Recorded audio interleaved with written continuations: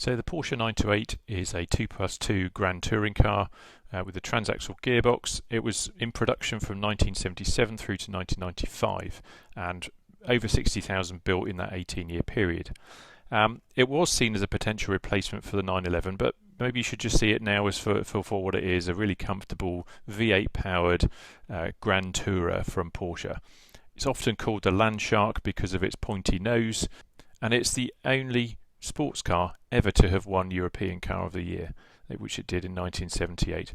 Most of the time that prize is won by the hatchbacks and the everyday family cars. So I'm just going to take you through a chronology of the different 928 models throughout that production history, what the values are, how to tell the difference, and then sum up with a little bit of, well, which one would I go for, which one is the best to have. Okay, first up then the original 928, so model years 78 to 82. So it's a 4.5 litre V8 engine and 240 PS. It's notable probably by the wheels, typically the telephone dial wheels. The earlier cars had Pasha interiors, and the kind of exterior lines are really clean. There's nothing sort of adorning it that shouldn't be there. In terms of price, there's quite a broad range, but roughly sort of £8,000 to £20,000. As with all 928s, the manual ones tend to be a bit more. So I've seen a manual one, for example, on for sale for sort of over 50,000. But generally the automatics would be 8 to 20 or thereabouts. Obviously, you can, depending on condition, and as all these cars, if you're including project cars, you can get project cars for less than £5,000 in a lot of places. Next up then, the 928S from 1980 to 83. 4.7 litre V8 engine with 300 PS, quite an uplift from the 240 of the 928, and you can notice them typically because they have the front and rear rubber spoilers and usually slotted wheels, slotted alloys. In terms of value, between 8 and 30, again more for the manual, perhaps up to 40 for the manual, and the same would be true for the 928S2, which came along in 84 and carried on to 86. Same sort of 4.7 litre engine, but they'd managed to get an extra 10 PS out of it. The 928S4 came along in 1987, continued until 1991, and now a 5 litre V8 engine with 320 PS, and you can tell these ones because this is where a restyle occurred. So the nose was restyled and the rear bumper, the tail if you like, was restyled also. Quite different, much more angular looking than the originals. And they had a rear wing put on the tail, much bigger than the previous spoiler. In terms of value, again starts at around 8,000 for some of them, and up to about 25,000. If you want to go manual, probably up as far as 60. So in 1988 we had a couple of models, special models created. There was the Club Sport, which was only available in continental Europe and North America, and we had the SE, the special equipment or sports equipment version that was available in the UK.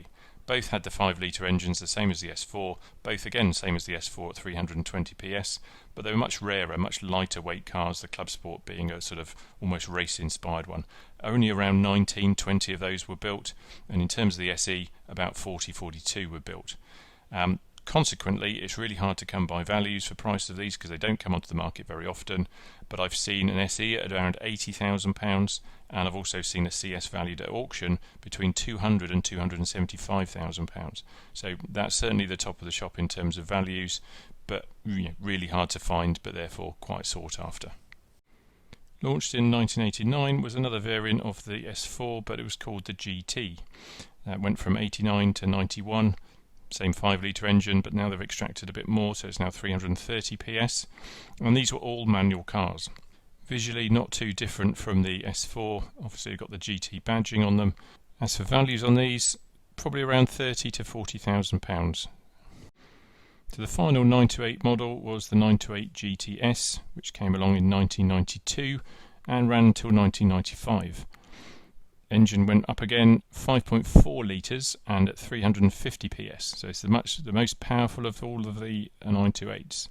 Key differences in terms of the look of these would be the flared rear arches, the cup style door mirrors, so much more streamlined door mirrors, and the rear wing was painted rather than rubber. As for value, probably somewhere around 20,000 as a start point. I've seen up to about 70. Again, a mix of auto and manual. So which Porsche 928 model is the one to go for? Well, if it were me choosing, I'd probably choose the original 928 because I love the design purity, the lack of the rubber around the bumpers and the nose, and the teledial wheels. They are just superb, and if you can get one with a Pasha interior, just excellent.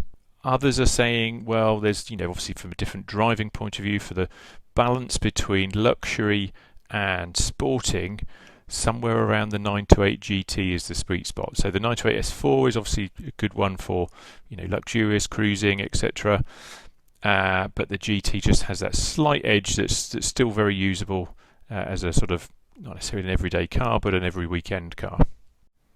If you enjoyed this video, please don't forget to give it a like, make a comment, and subscribe to my channel for more of the same kind of video. Thanks very much for watching. I'll see you next time. Bye bye.